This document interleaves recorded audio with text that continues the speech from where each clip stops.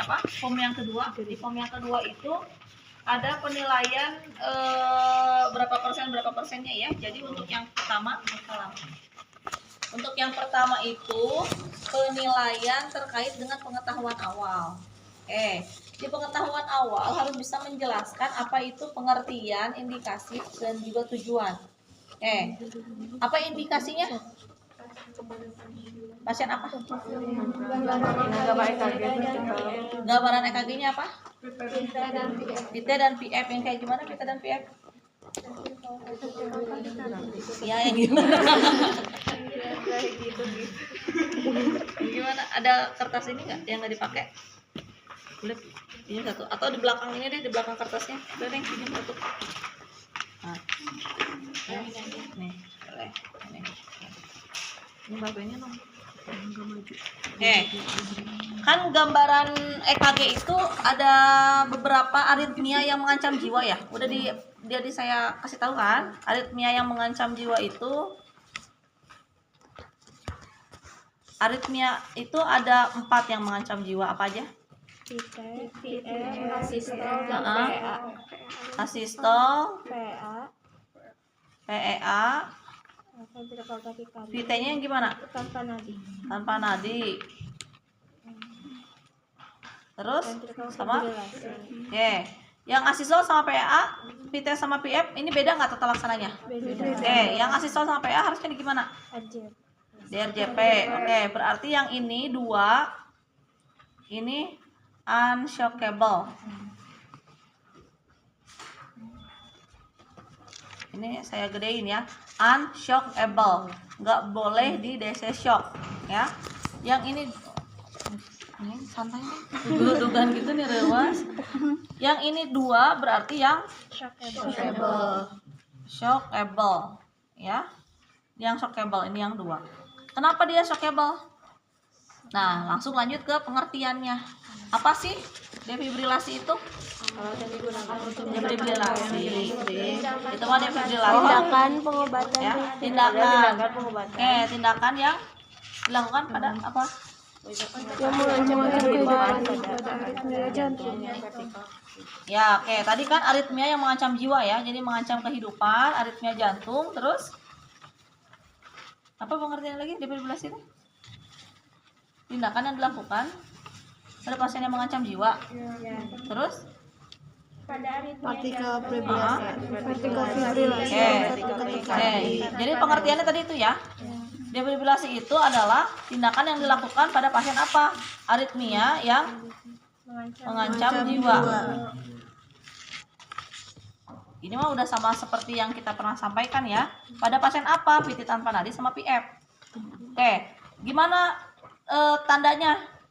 Kalau asistol gimana sih? Itunya gambarannya? Lurus, flat, gitu kan? PA nanti dibaca ya. VT sama PF gimana gambarannya? Cepat. Ya, ini juga cepat. Atrial fibrilasi juga cepat. Sinus takikardi juga cepat. Apa? Yang VT yang gimana? Ingat, kalau depannya V berarti apa? Ventricle takikardi kan ini ya? Ini ventricle. Ventricle takikardi. Kalau ventricle takikardi, kalau ventricle depannya berarti apa yang muncul? Gelombang apa? Kalau P munculnya dari apa? Kan gelombang sinusnya gitu ya? Gitu kan? Gelombang P diikuti QRS. Gelombang P muncul ketika depolarisasi atrium. Kalau QRS muncul ketika depolarisasi ventricle. Jadi kalau namanya ventricle takikardi yang muncul apa gelombangnya? QRS. QRS yang kayak gimana? Yang takikardi. Disebut takikardi ketika heart rate di atas 100. Pada ventricle takikardi jadi gambarannya gimana? Gambarannya gini nih. Ini anggap saja sama semua ya. Gambarannya begini. Munculnya cuma QRS doang. Nggak ada gelombang P-nya. Bu, ini kayak gelombang P, beda atau di P mah kecil. Ini gelombangnya QRS. tinggi-tinggi ya, di atas 3 kotak kecil biasanya, lebar-lebar. Itu namanya ventricle. Karena dia takikardi, namanya ventricle takikardi. Oke. Heart rate-nya biasanya berapa? Di atas 150 atau sampai 350. Ya, oke, ini ventricle takikardi. Kalau ventricle fibrilasi gimana? Ventricle juga, jadi munculnya apa? QRS juga sama, tapi fibril. Fibrilasi cuma gitu doang, jantungnya. Gimana jadinya? Gimana? Biasanya tidak beraturan, ada yang gini gitu, nggak beraturan. Beda sama atrial fibrilasi. Atrial fibrilasi lebih kecil, sama gitu juga, cuman gini nih. Kalau atrial fibrilasi lebih kecil. Kalau ventricle fibrilasi ini lebih besar, lebih lebar, gitu ya, namanya juga ventricle. Fibrilasi ya gitu doang, ngegeter-geter doang, tapi nggak mompa. Ini biasanya berapa? 250 sampai 350. Nanti lihat lagi ya, takut saya salah. Tapi khas, kalau yang ini dia reguler. Ya. Reguler tuh maksudnya heart rate-nya tuh apa? Gelombangnya tuh sama semua. QRS-nya kalau ini ada yang besar, ada yang kecil gitu ya. Jadi iramanya irreguler. Iramanya irreguler namanya juga fibril. Semua yang fibril gitu. Kalau itu irreguler pasti. Oke? Bedanya itu. Jadi nanti yang katanya, saya nggak tahu ya, katanya nanti akan ada kasus, karena nanti yang menguji bukan saya, yang menguji Bu Astri. Oke, jadi semua defibrilasi diuji sama Bu Astri, saya tukar sama Bu Astri di BHD. Oke, jadi BHD yang jadwalnya Bu Astri sama saya. Oke, nah yang ini seperti itu. Jadi nanti katanya akan coba nanti tanya sama kelompok yang kemarin lah ya, katanya sudah ada, mereka udah punya gambaran-gambaran EKG yang jadi kasusnya. Jadi nanti misalnya ada ketika ini disebutkan apa selanjutnya, oke, lihat irama, cek iramanya dikasih ini apa, kalau ini apa diapain, kalau ini diapain gitu. Sekarang kita pelajari ya. Ini terkait dengan tata laksana. Kalau menemukan dua yang kayak begini, kalau yang kayak gini mah udah pasti ini nggak ada denyut jantung, yang nggak ada pompa jantung, makanya diasistol. PEA itu sebetulnya denyut jantungnya nggak ada, cuma dia sisa RJP misalnya ya, dan lain sebagainya, itu jadinya PEA. Nah, denyut jantungnya nggak ada. Kalau yang kayak gini-gini harusnya di RJP. Kalau yang kayak gini itu denyut jantungnya ada, cuman yang satu heart rate-nya yang ini tuh mompa berarti QRS, cuman yang mompanya P-nya itu ketutup. Jadi atrium itu ketutup, jadi hampir berbarengan karena saking cepatnya duduk gitu ya. Makanya disebut ventricle tachycardy. Makanya ventricle tachycardy yang kayak gimana yang harus di DC shock? Yang tanpa nadi. Kalau ada nadi mah ya. Terus ada ventricle fibrilasi cuma gitu doang. Makanya tujuan, coba baca. Tujuannya apa sih dilakukan defibrilasi? Iya. Tujuannya kalau udah ada dua gelombang kayak gini, gimana caranya balik ke sini gitu. Balik lagi ke normal, cuman gitu, biar nanti kalau disetrum kan itu kan masalahnya listrik jantung. Kalau ada dua irama seperti ini, berarti yang bermasalah adalah kelistrikan. Makanya harus disinkronisasi, ya kan? Sinkronisasi gelombang VT tanpa nadi dan PF. Tujuannya defibrilasi itu. Jadi kalau gitu doang disetrum, mudah-mudahan bisa gini lagi mompanya gitu, ya. Itu tujuannya. Oke, dari sini pengetahuan umumnya udah ya. Oke. Boleh nih? Simpen. Oke, itu pengetahuan umumnya. Jadi pengetahuan umum, apakah Bu harus plok ketip plok sama kayak itu? Kalau bisa, kalau enggak, gimana Bu kalau enggak sama banget? Karena bukan saya yang menilai ya, jadi saya tidak tahu. Pokoknya intinya adalah itu konsep yang harus dihafal. Kenapa kita harus melakukan defibrilasi? Defibrilasi itu apa? Tujuannya kayak gimana? Pada pasien apa itu? Ya, jadi pada pasien-pasien yang memang ada gangguan kelistrikan jantung, akan terlihat dari irama jantungnya VT tanpa nadi atau PM. Kenapa? Tujuannya apa? Tujuannya itu tadi. Kalau udah listrik jantungnya cuman begitu-begitu ya pengennya sih biar balik lagi ke sinus rhythm gitu ya. Jadi tujuannya dua, sinkronisasi pada irama yang asinkron gitu. Kan iramanya itu nggak sinkron. Jadi disinkronkan. Jadi namanya sinkronisasi pada gelombang VT tanpa nadi dan juga yang kedua adalah membuat gelombang-gelombang itu menjadi sinus rhythm lagi gitu. Ya, jadi tujuannya itu.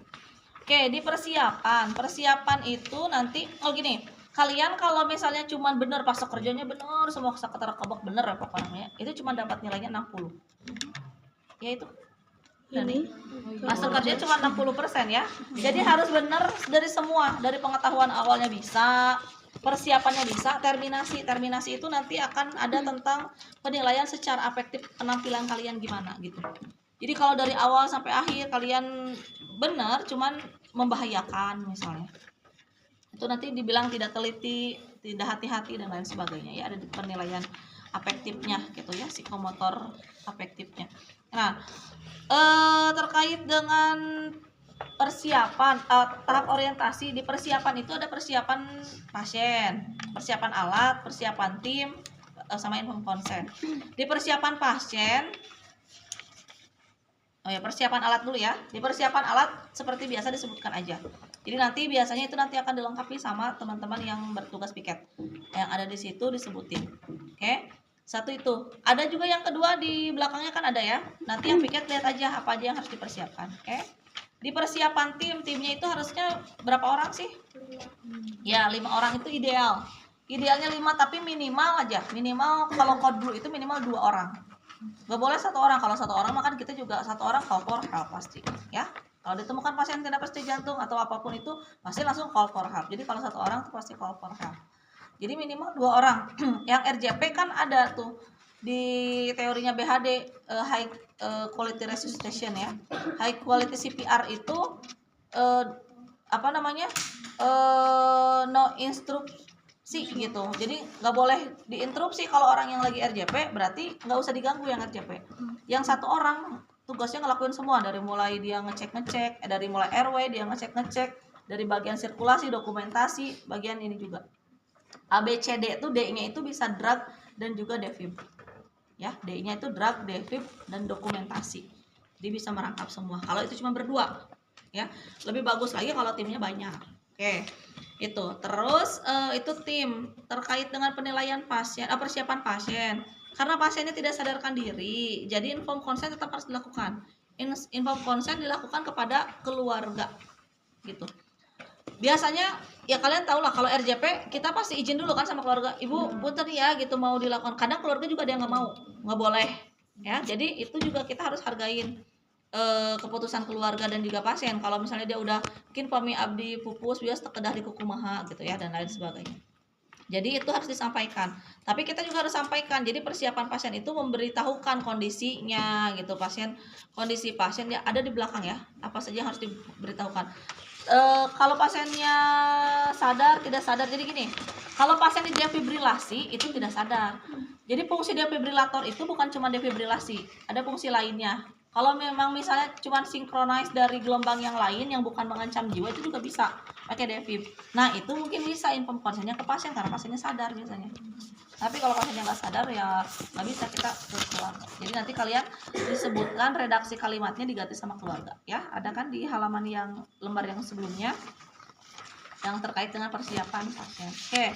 Di tahapan kerja sebenarnya nggak terlalu susah. Saya selalu bilang sama semua kelompok yang PBL, penggunaan defib itu nggak susah, gampang. Kayak kalian hurufkan microwave. Magicom lah ya, Magicom atau Maxcraft ya hampir sama.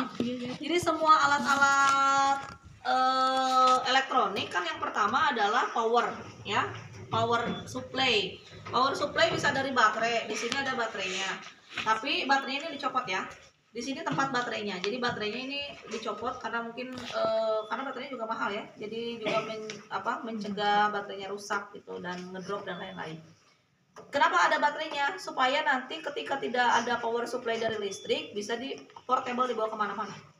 Jadi alat yang sekarang ada di lab ini adalah alat defib yang bisa portable dibawa. Gitu, di ambulan di mana itu bisa asal pakai baterai. Oke, itu yang pertama. Yang kedua ya kalau misalnya nggak pakai baterai berarti harus dicolokin. Nanti bagaimana Bu kalau misalnya pada saat ujian nanti ditanya aja sama pengujinya, apa mau dinyalain beneran atau enggak gitu ya, atau mau di charging beneran atau enggak, itu nanti silahkan ya dikonfirmasi. Oke, yang pertama harus dilihat adalah di langkah pertama yaitu di situ apa? Ya, baca irama jantungnya, baca gambaran EKG-nya. Gimana caranya? Kalau pasiennya tidak terpasang monitor khusus, di alat ini sudah ada monitornya nih. Kalau kalian lihat alatnya off, monitor AED, manual defib. Ya, silakan langsung diputar jadikan alat ini sebagai monitor. Terlebih dahulu putar dulu alatnya jadi monitor. Monitor ini fungsinya sama kayak yang monitor kalau ada di ICU di atas tuh. Ya, tenenet. Nah, nanti akan muncul nih gelombang EKG. Ya. Muncul gelombang EKG, yang pertama baca dulu. Baca gelombang EKG-nya. Nanti mungkin akan dikasih kasus. Awal kan datang ada kasus kan? Ditemukan pasien misalnya dengan gambaran EKG-nya apa ya. Nanti kasusnya paling nggak mungkin banyak-banyak. Kasusnya kalau nggak kalau nggak ventricular fibrilasi, ya ventricular takikardi tanpa nadi. Ya. Karena kalau asisol dan yang lain-lain itu stase sebelah. Ya kan? Kan ini mas stasinya juga defib, ya. Jadi kasusnya pasti eta 2. Oke, tapi kalian yang harus tahu adalah gambarannya. Gimana gambarannya gitu. Jadi jangan sampai nanti pas dikasih kasus yang gambarannya yang tadi ya. Sama Bu Aci misalnya, ini kasusnya. Itu apa kasusnya gitu. Ya, jadi itu baca dulu, baca kasusnya itu. Gak akan jauh-jauh, cuma 2 pokoknya. Antara itu sama PT sama PT tanpa nadi atau PF. Ya, karena kita sedang ada di stasenya defibrilator. Oke. Itu yang pertama, dibaca monitor. Oke, setelah dibaca, oke, ditemukan pasien. Oke, misalnya ini PF, ventricular fibrilasi. Kita siapkan untuk defib. Ya, jadi diputar, disiapkan untuk langsung defibrilasi. Manual defib ini sudah ada ya, tandanya ya. Kalau di sini diputar, kalau di situ dibilangnya dipijit ya, kayak tergantung ininya mesinnya ya. Pokoknya di select langsung untuk dilakukan defib. Oke, kita lihat ini 200 joule-nya. Kita pengen tahu ini monopasik atau bipasik biasanya, karena kan setiap alat beda-beda ya. Saya aja kalau masuk alat di ruangan iya bipasik apa monopasik ya, tinggal lewat cek iya nak. Gitu. Kalau misalnya dia sampai 360 bisa disetting, berarti dia monopasik. Kalau maksimalnya bisa 200 berarti dia bipasik gitu. Nah, ketika nanti kalian ujian sebutkan itu. Ya, setting defib jika monopasik sampai 360, kalau bipasik sampai 200, kalau anak sekian ya. Oke, saya nggak akan dulu bahas yang anak ya, silakan nanti dibaca saja. Setelah di setting, kita langsung lakukan defibrilasi. Oke, langsung bilang apa? Stand clear. Jadi gini, semua hal yang ada di defibrilator itu ya, di stase tindakan ini adalah bagaimana kita memberitahukan kru yang lain atau tim untuk memberikan aba-aba gitu. Jadi anu haharewasan di stase ini mah nggak bisa ya. Jadi harus semua. Nah, itu yang paling penting, komunikasi. Stand clear gitu ya. Kenapa harus bilang gitu? Karena semua orang ini pasti lagi sibuk. Kebayangkan crowdednya orang kalau lagi ada yang henti nafas di jantung, belum enu nangis ditunya mau warois menenangkan, enu baca doa segala rupanya, nu dia ke RJP ya. Pada saat setelah saya kan gini, ini tuh biasanya gabung sama RJP ya, selesai RJP terus kita PF gitu ya, ventricular fibrilasi. Oke, kita catat manual defib catat gitu ya. Tadi udah stand clear, langsung diangkat. Jadi stand clear itu kita bilang sama orang bahwa kita akan melakukan ya defibrilasi gitu. Ya, jadi bilang sama orang-orang, sebentar ini ada Nah, ini tuh bilang sama orang-orang bahwa kita akan melakukan defibrilasi gitu ya. Stand clear. Jadi sebelumnya. Oke. Sebelumnya kita bilang stand clear. Jadi jangan pas saat udah begini baru bilang stand clear. Stand clear itu kan bilang stand clear itu artinya apa sih? Stand clear, clear. Gitu, clear. Ini mau dilakukan nih, gitu. Kayak kita kasih tahu sama orang stand clear. Angkat, terus kita kasih gel. Set. Ya. Gelnya Bu 1 atau 2, pokoknya gelnya cukup untuk mencegah pasien dari luka bakar. Oke, langsung setelah itu ditempatkan di mana? Yang kanan yang kanan pasien ya, bukan kanan tangan ya, bukan tangan kanan kita. Yang kanan pasien itu di sternum kanan di bawah clavicula. Yang satu lagi di apex jantung di ICS 5, 6, aksila kiri. Apa sih ini? Kalau kalian nih ada ya, ini gambarnya ada di sini ya. Nih, di sini ada tuh gambarnya. Di mana? Mau begini boleh, posisinya mau begini boleh. Ya, gini boleh. Sambil begini boleh nih. Biasanya kita sambil lihat. Maaf ya, ini karena saya menghadap ke audiens, jadi tadi begini ya. Oke, sambil melihat gini biasanya kita. Setelah itu, apa sih yang harus diperhatikan nih ini? Kenapa letaknya di sini? Sebentar. Kenapa letaknya di sini? Satu di sini, satu di sini. Sebenarnya udah ada ini ya, udah ada tandanya. Cuman nanti takutnya pantumnya nggak pakai yang ini, takutnya pantum ini dipakai BHD, berarti kan pakai pantum lain gitu ya. Di sini sama di sini udah ada. Kenapa di sini? Ini kita kan jantung ya, yang mau kita lakukan devib atau kelistrikan jantung apa? Bagian apa? Bagian ujung atas kan jantung tuh gini ya, gini kan, miring kan? Bagian atas sama bagian bawah gitu. Atas itu apa? Pertama kali listrik jantung muncul ada di mana? S anode. S anode itu ada di atrium. Makanya kenapa harus di atasnya disetrumin, di bawahnya disetrum. Di bawah itu apa? Dia biar ngompak kan gitu ya. S anode, nanti ke sini ke serabut Purkinje gitu kan? His, bundle branch his yang kanan dan kiri gitu kan? Aliran listrik jantung teh. Jadi di sininya disetrum, di sininya disetrum. Jadi dret gitu. Jadi dua-duanya biar ngompak gitu. Ngerti ya? Makanya kenapa? Di sini ada di sternum kanan di bawah clavicula, tepatnya di mana? Tepatnya di EKG kalau P1. Di sini di mana? EKG P5, P6. Karena gambaran jantung paling ujung itu ada di P1. Kan kita kalau baca EKG kan dari ujung ke ujung kan? EKG itu kan memotret jantung dengan menggunakan alat. Lalu dipoto jantung tuh cetrek gitu kan? Nah, itu kan ningali dia. Nah, kalau listrik jantung hanya perlu atas dan bawahnya aja gitu. Jadi P5 sama P6-nya harus juga di itu gitu. Jadi makanya P5 P6 yang biasa kita nyimpen EKG, nyimpen bulb EKG gitu di sini. Itu kan interkostal dari 5 dan 6. Ya, P5 P6 tuh di sini. Di mid aksila kan terakhir ya? Iya kan? Nah, gitu. Yang diharapkan adalah itu. Jadi itu yang pertama. Setelah dilakukan tadi ya, ini ceritanya sudah ya, dilakukan. Terus kita lakukan apa? Charging. Pijit nomor 2. Charging gitu ya. Oke, charging. Nanti dia akan naik nih. Charging langsung bilang apa? Ya, sebelum shock on tree dilihat lagi apa gambaran EKG-nya. Jadi pada saat sudah charging lihat dulu, oke, ventricle fibrilasi, langsung shock on tree, I'm clear sambil mundur, I'm clear. Jadi bilang I'm clear itu kita bilang sama diri sendiri biar clear. I'm clear, you are clear, everybody clear sambil dilihat, ya. Kalau sudah clear baru apa? Shocking. Shocking itu gini. Yang ini nih yang depan. Shocking, shock delivered. Kalau sudah selesai riliskan. Baru simpen. Cuman gitu doang. Gampang kan? Ya, gampang kan? Gini, intinya menyalurkan listrik dari sini ke pasien. Cuman kita kasih tahu sama orang-orang, ya abdi bade ya gitu kan. Dia ngangkat alat, ya hey gitu. Haling gitu kan. Shock on tree I'm clear.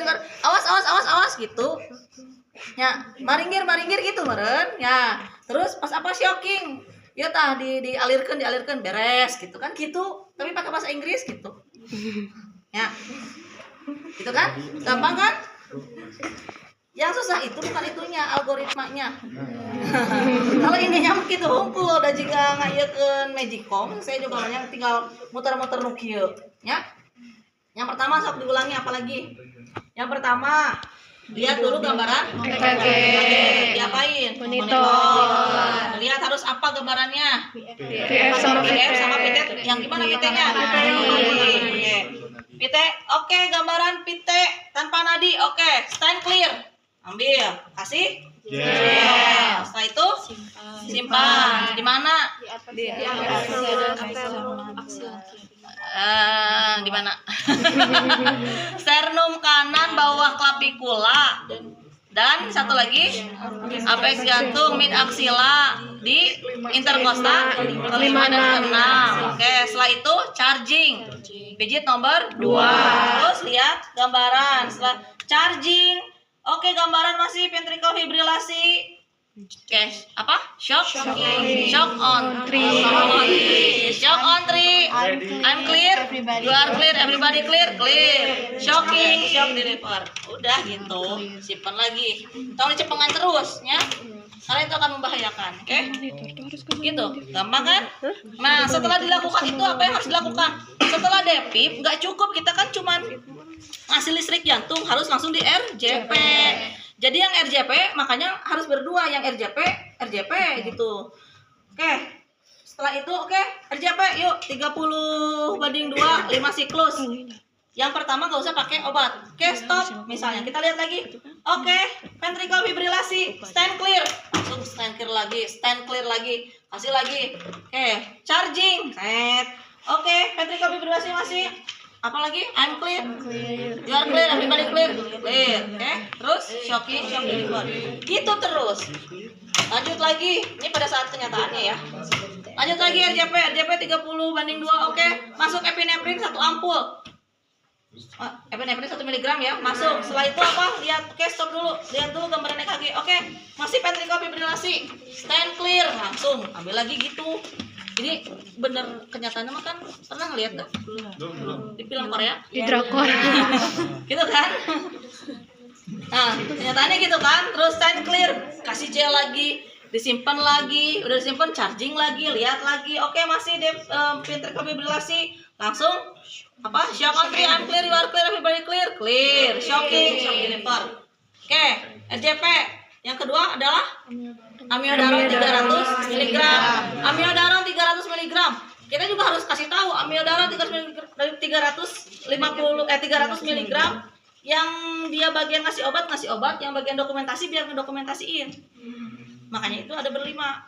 Ini yang leader biasanya dokter ya. Yang leader tuh itu sama bagian RW itu. Kenapa? Berarti dia kan pasang, apakah harus pasang ETT misalnya, ya.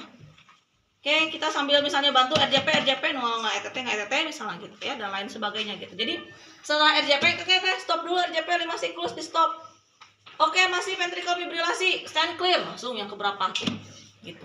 Terus tinggal asistol RJP 30/2 masih siklus, masuk lagi obat-obatan gitu. Yang lain, obat-obatan yang lain, ya. Begitu. Gampang kan ininya mah? Gampang kan ininya mah gitu, ngumpulnya, hurungkeun, pareman gitu kan. Dan lain sebagainya ya, diputar ya. Jadi tadi apa? Diputar ke monitor. Kalau gambarannya ditemukan gambaran yang shockable, PT tanpa nadi atau PF, siapkan untuk defib. Setting dulu sampai 300 sampai maksimal ya. Lihat dulu ini berapa. Lalu setelah itu ketika masih gambarannya masih, kita bilang stand clear, kasih gel, tempatin, charging, lihat lagi, masih, terus shock on 3, I'm clear, you are clear, everybody clear, shocking, shock deliver. RJP pertama tanpa obat. Setelah 30/2 5 siklus. Stop dulu. Kalau nggak ada monitor biasanya kita suruh EKG. Ada pernah RJP terus disuruh nge-EKG? Nggak pernah RJP lagi? Belum. Kan baru sekarang. Kan di early nggak pernah ketemu pasien meninggal? Pernah meninggal, tapi nggak RJP. Cuma di RJP aja, tapi abis RJP suruh EKG kan?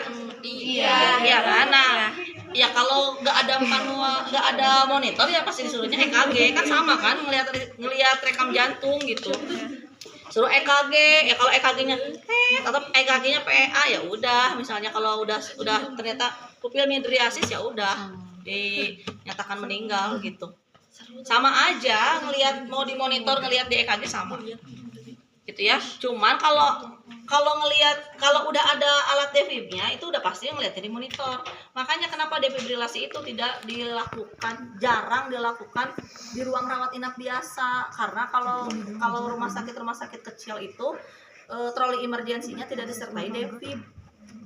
Jadi biasanya defib itu yang bawa cuman tim kodlu, atau di ruang ICU, biasanya di ruang OK tuh ada defib. Ya, di ruang IGD tuh ada defib. Kalau di ruang rawat biasa jarang gitu.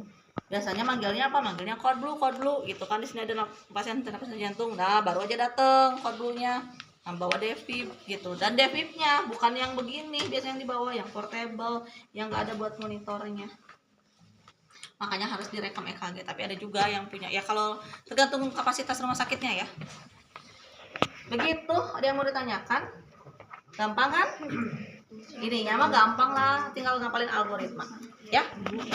Kemarin ada yang tanya, Bu, gimana nanti kasusnya? Ya kasusnya misalnya kapan harus dilakukan lagi ini? Kalau misalnya dikasih kasus sama Bu Aci ya misalnya nih evaluasi, setelah itu kan harus evaluasi ya, lakukan RJP evaluasi.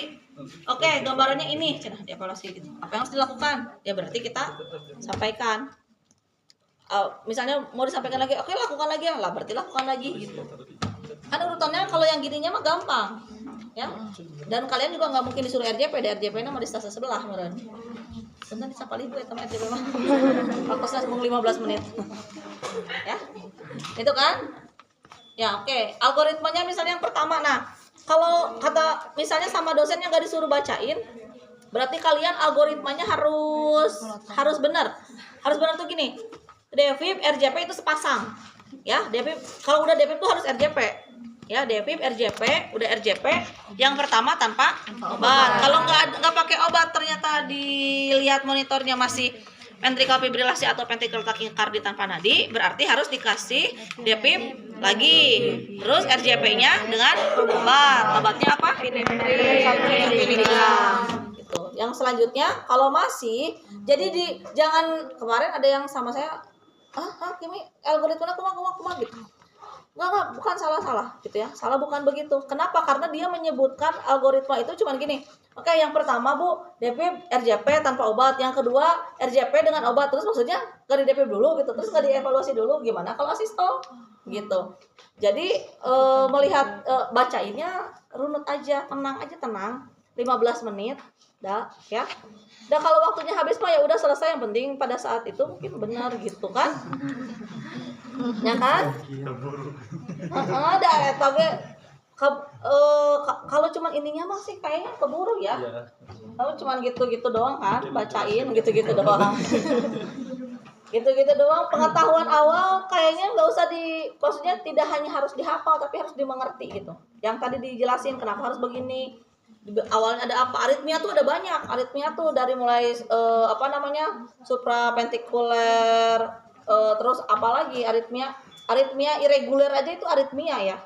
Udah aritmia tuh udah banyak banget gitu. Udah yang AV block dan lain sebagainya. Cuman yang mengancam jiwa itu cuma 4. Gitu. Jadi yang kita lakukan itu hanya pada yang mengancam jiwa gitu. Yang mengancam jiwanya cuman yang PT tanpa nadi sama PF lagi. Da asisto sama DRJP itu perlu di DPIP gitu. Ya, jadi tujuan, indikasi sama pengertian itu udah kejawab semua. Defibrilator alatnya, defibrilasi tindakannya. Ya. Gitu. Persiapan oke lah gampang. Ini juga kan ya kayaknya menurut saya sih ya sama kayak kalian mengoperasikan alat elektronik Pak ya. Ini gampang. Tinggal heula. Jadi betul-betul gini, intinya apa yang kita lakukan itu tindakan betul-betul pada pasien yang memang harus mendapatkan tindakan tersebut gitu. Jadi kalau kita mau pastiin ini kan defibrilasi teh dikasih aliran listrik ya, bukan hal yang cuma dikasih cuma detensi doang kan gitu. Jadi harus betul-betul dipastikan pasien ini benar. Jadi pada saat udah di dada aja kita langsung mastiin lagi ini bener nggak gitu ya. Jadi itu yang langkahnya banyak yang lihat lagi monitor gitu. Bahkan biasanya teman-teman kadang untuk ningali pasien ningali monitor gitu. Kalau misalnya monitornya kok sesuai sama klinis pasien baru dilihat pasiennya. Jadi benar-benar pada saat akan melakukan tindakan tuh dilihat itu. Yang kedua adalah safety. Ya. Si safety itu ini AED. Ya, si safety itu memang harus benar-benar ada terminasi yang kadang kalian lakukan dengan betul, disebutkan benar, tapi dilakukannya nggak benar. Misalnya gini, shock on 3, I'm clear, you are clear, everybody clear, bari kieu we gitu cuek ya. Itu akan dibilang no. Ya, karena yang OSCE itu adalah praktek, bukan cuman menghafal, tapi bagaimana sikap kita juga memang sesuai gitu. Ya. Jadi sikap kita sesuai, misalnya shock on 3, I'm clear sambil mundur, you are clear sambil tunggu jauh-jauh teuing ya. Aya nu saking ku sieun gitu ya. Jadi memang kalau kita melakukan tindakan makanya gini, jangan jauh-jauh lah. Kalau kita nginpus aja, kan kita bener-bener nyaman dulu gitu duduknya, kita enak gitunya. Coba nih lamun nginpus misalnya di IGD bari jam kieu bari hese-nya susah kan. Kadang kita kayak aduh Kalau coba ambil kursi gitu kan, pasti perawatnya tuh pengen nyaman dulu. Jadi ketika kita melakukan tindakan harus kitanya nyaman, misalnya posisinya gitu. harus apa namanya benar. Makanya sekarang di standar-standar rumah sakit itu posisi antar bed itu minimal harus 1,5 meter, 1,8 sampai 2 meter setengah. Gitu. Kenapa? Karena ya memang harus lega atau udah bingungnya lamun daruk-dek mah gitu, mau melakukan tindakan oke duk-duk gitu hesenya. Ieu ke tempat tidur pasien sebelahnya. Itu kan hese bari jeung ari kieu PT di sebelah tempat tidur pasien teh aya nu keur duduk deh keluargana. Jadi ari kieu aduh hese kieu ngimpus oge gitu. Gitu kalau kebanyakan anu daruk-dek ya ada. Begitu. Ada yang mau ditanyakan? Yang lainnya dibaca saja karena itu mah hafalan. Ya, terutama yang algoritma. Ibu, kalau on tuh kayak dari off ke monitoring gitu lagi ya? Jadi kalau dia mode apapun dia akan on gitu. Mode apa gitu ya, bakal on.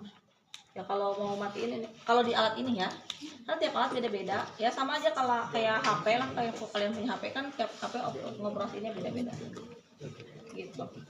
Oke, yang kedua yang saya mau ingatkan yaitu terkait dengan kehati-hatian kalau mau ngambil pedal itu ngambilnya boleh keluar ya atau boleh ke gini buka boleh ya, cuman yang paling umum biasanya keluar, jadi kita ambilnya nariknya keluar gitu. Terus kalau sudah selesai itu jangan dipegang terus gini ya Bu, misalnya ditanya nih sambil sama pengunjung ditanya berview gitu ya, kalau udah selesai mah simpan langsung ya, simpan langsung. Ada yang nanya lagi Bu, charging beneran enggak ya? Nanti tanya penguji gitu ya, karena charging beneran itu sebetulnya resiko ya, resiko. Maksudnya gini, kalian kan belum tentu benar juga ya, shock on-nya belum tentu benar gitu ya, gitu. Tapi ya itu mah mangga nanti ditanyakan saja ya, kalau misalnya mau beneran atau enggak gitu. Itu saja sih kayaknya terkait dengan kehati-hatian banyaknya. Jadi bener-bener tong harewos gitu, sambil ragu teh gini. Stand clear, berarti stand clear teh udah di sini. Stand clear cenanya, atau berberes stand clear now back sama. Ya. Gitu. Jadi stand clear itu memang benar-benar stand clear pada saat ya kita kasih tahu ke orang stand clear. Jadi bukan stand clear itu bukan kita ngapalin, tapi kita setiap yang kita ucapkan itu adalah kita memberitahukan atau menginstruksikan kepada seluruh tim. Stand clear, charging gitu. Charging itu kan kita kasih tahu ini mau di charging gitu. Jadi awas hati-hati. Shock on 3, unclear. Jadi terutama yang apa? Yang paling terakhir itu yang apa? Yang begging. Karena pada saat RJP ini yang begging kan masih terus tuh. 1.000, 2.000, oke stop dulu RJP. Oke yang begging tuh. Apalagi yang begging Dina naik dia ke tempat tidurnya. Kudu reda menjauh gitu. Biasanya itu ya kalau kita ditindakan terus. Atau yang lagi pasang NGT atau lagi pasang infus gitu kan biasanya RJP gitu sambil pasang infus kudu dua yang dia masukkan gitu. Atau misalnya pasien baru datang udah tidak dapat jantung jangan dipasang infus ya naon kan ayo sambil pasang infus itu sambil yang RJP yang pasang infus ini pas kita bilang gitu tuh semua udah pada siap-siap dulu gitu meskipun RJP juga lama ya gitu. Begitu. Oke. Dia mau tanyakan lagi? Ibu sekali lagi Bu, stand clear dulu apa ambil dulu? Kalau udah ambil stand clear dulu. Kalau ya. Jadi stand clear itu harus tetap ngasih tahu ke orang ini udah mau diambil gitu. Kalau udah diambil mah udah selesai. Bukan stand clear berarti. Ya. Stand after clear berarti ya Tama. Kan stand clear kan menyuruh stand clear gitu ya. Oke, ada yang tanyakan lagi? Gampang itunya mah ya alatnya, tapi nanti gampang juga kalau jarang atau nggak pernah nanti basic cadder. Ternyata yang gampang-gampang ternyata pas ujian ngerning budak teh gitu tuh bis ikut PBL nggak ikut Bu cenah. Nah tuh mungkin nggak coba langsung gitu ya. Jadi dari mulai muterkan oge bingung gitu ya, atau ini aduh pijit yang mana, ada yang muter-muter ka dieu gitu, muter-muter ka dieu ada pijit mana gitu ya. Nggak usah di setting yang lain, biarin aja. Cukup itu aja yang disetting untuk ujian ya. Ada yang gitu bingung ini puter ke radio kata itu rubah ini ieu Bu ini gimana tampilannya, rubah lagi dia kena setting manual apa gitu ya. Ada yang ya elah jadi kudu nyeting heula gitu, ada yang gitu ya. Ya jadi nanti yang diputar hanya ini saja sama ini di slide. Oke, ada lagi apa? Ini untuk apa? Kalau ini untuk yang AED biasanya, kalau AED kan ditempel ya, bukan di itunya di ini. Jadi biasanya kita chargingnya di sini, shocknya di sini gitu. Kalau yang udah ada di pedalnya mah ya di pedal aja. Mas sambil bilang. Oke. Ada yang mau tanyakan? Ibu, Hmm? waktu kita isi energi Tadi sampai penuh, iya, itu nunggu alarm dulu atau nunggu alarm. terus kita bilang pasti iramanya masih VF atau VP-nya? Iya, setelah itu kan charging gitu. Charging. Oh, maksudnya untuk lihat iramanya apa harus nunggu alarm selesai apa enggak gitu? Oh, enggak. Kalau sambil itu kan bisa sambil Bisa, lihat. Jadi lakukan charging ketika charging mengisi daya di sini kita sambil lihat.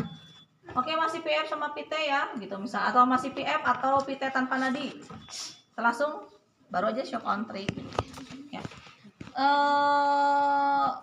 Sebetulnya yang untuk kita bilang itu masih PF atau PT itu memastikan aja nih bahwa yang udah mau kita lakukan teh udah pasiennya benar ini ya gitu.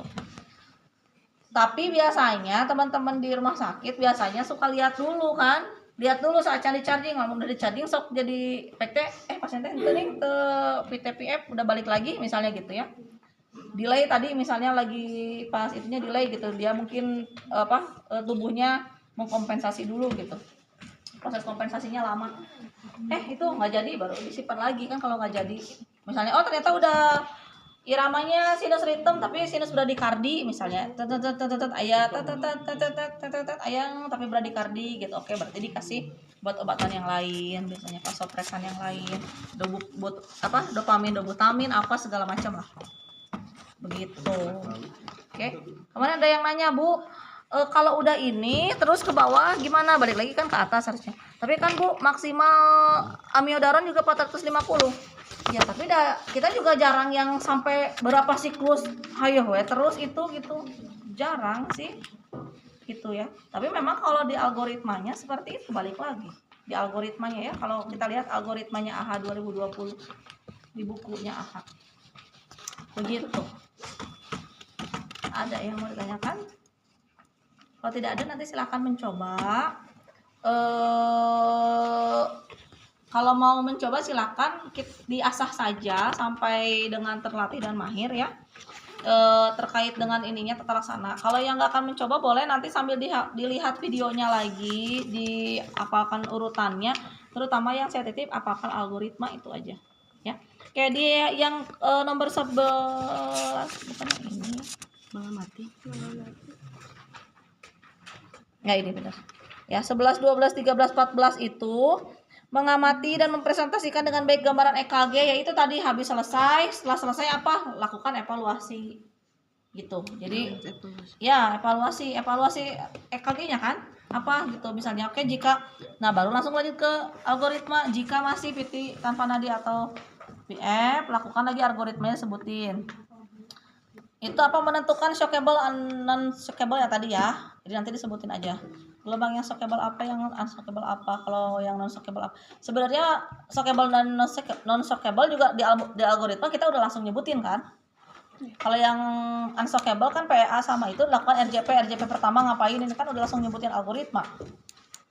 Gitu. Jadi nomor 12 13 itu bisa sekalian sebetulnya. Nomor 3 14 kalau memang kalian tidak sesuai dengan keadaan pasien atau tadi ya misalnya nggak nyebutin, tiba-tiba nggak dievaluasi, udah pasiennya main DC shock aja gitu ya, itu berarti nomor 14 tuh enggak tuh. Terus kayak teliti, hati-hati langkahnya, tindakannya harus baik dan benar dan lain sebagainya. Kalau misalnya kalian shock on tree-nya atau misalnya ngomongin shock on tree I'm clear, you are clear, everybody clear tapi masih nempel, berarti nggak hati-hati, nggak teliti dan lain sebagainya. Jadi ini lebih ke arah bagaimana sikap terhadap yang tadi fase kerja. Oke, clear ya penilaiannya itu. Semoga tidak ada hair, dilancarkan. Itu saja mungkin. Kalau tidak ada yang mau ditanyakan dari saya terkait dengan defibrilasi. Oke. Sudah mau coba? Mau. Oke. Kalau mau coba, tapi saya tinggal ya. Iya. Ya. Saya tutup dulu pertemuan ini dengan ucapan hamdalah bersama-sama.